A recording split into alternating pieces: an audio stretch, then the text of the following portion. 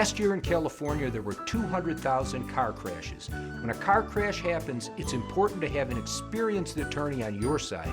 The Barnes firm has years of experience handling thousands of car crash cases. We will give you the support you need and help to get the best result possible. If you are injured in a car crash, call the Barnes firm now for your free consultation. The Barnes firm.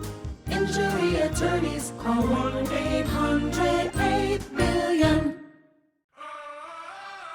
Discover your perfect combination at Pechanga Resort Casino, where you can rock and roll, sip and slide, twist and shout. Whatever moves you, get away and awaken the fun. Play your perfect combination at Pechanga Resort Casino. The NBC4 News at 3 starts with breaking news. Breaking right now at 3, police need your help to find the man who stabbed a Metro bus driver in Woodland Hills. Good afternoon, I'm Annabelle Sedano. Officials are about to give us a live update. Here's what we know. The attack happened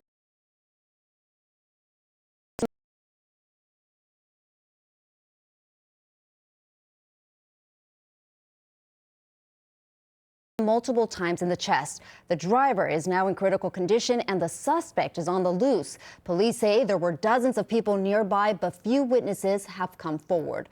That live update is set to start any moment in Woodland Hills.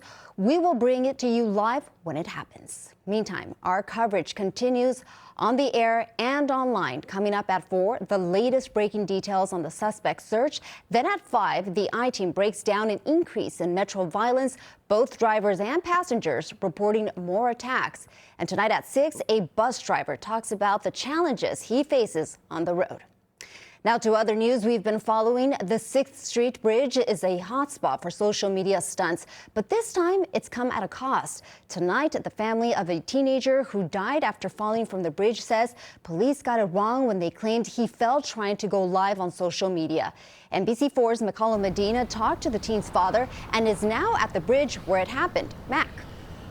Annabelle, Anthony Luna is that 17-year-old. I talked to his father, as you mentioned, a short time ago. He says his son was not trying to live stream or post online when he decided to try to climb the arches here on the 6th Street Bridge. He says a lot of people have been doing it since the bridge is open. He believes his son was just trying to emulate that, but he does not believe it was a social media stunt.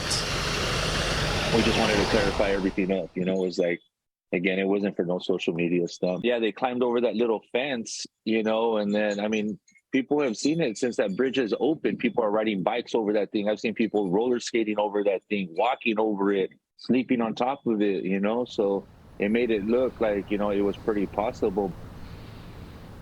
That's Paul Luna there. He says his son Anthony from Oxnard was in LA with friends for the weekend. They decided to climb that 6th Street Bridge like we've seen so much on social media.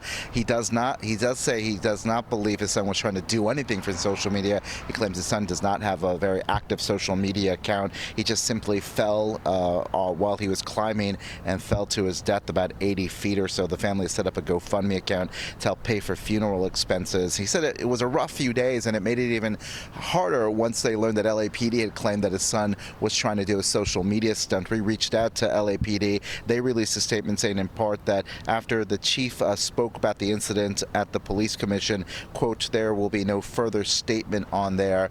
When we talked to Mr. Luna about that, he says it's clear that they may have jumped the gun or presumed something without getting the clear facts. But once again, they just want to say his son simply slipped and fell to his death, and that's something they are all dealing with right now and grieving the loss of their eldest son. We're live in downtown LA. I'm McCollum Medina, NBC4 News. Annabelle, back to you. Thank you, McCollum. Of course, we will stay on top of this one. Oath Keepers founder Stuart Rhodes was sentenced to 18 years for his role in the Capitol riots. He was convicted of seditious conspiracy, obstruction of an official proceeding, and tampering with documents. Meantime, Kelly Meggs, one of Rhodes' deputies and leader of the Florida Oath Keepers, was sentenced to 12 years in prison. And today marks 3 years since the murder of George Floyd, a black man from Minnesota who died